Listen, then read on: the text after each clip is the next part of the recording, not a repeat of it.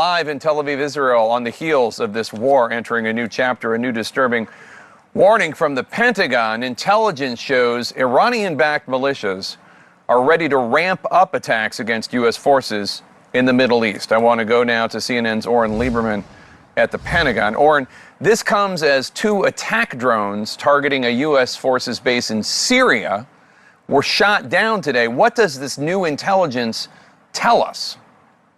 Jake, the U.S. has intelligence that Iranian-backed militias in the Middle East, that would be Shiite groups in Iraq and Syria, are preparing for the possibility of escalating and ramping up the attacks they have carried out, according to multiple U.S. officials.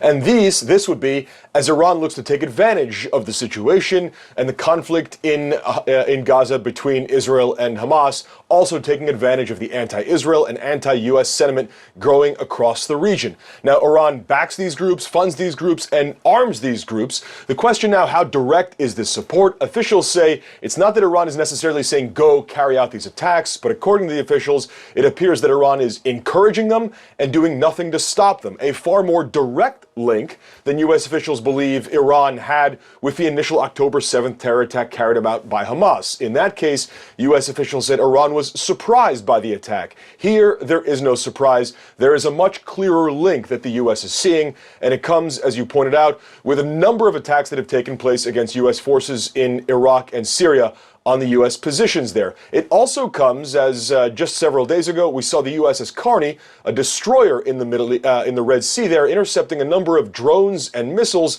that the U.S. says were intended for Israel. That also part of Iranian-backed groups trying to take advantage of the situation and attack U.S. forces, and in that case, the forces of Israel across the region. Here is John Kirby, spokesman for the National Security Council, about the links they're seeing here and the growing threat. Now, we know these groups are supported by the IRGC and the regime. We know Iran continues to support Hamas and Hezbollah.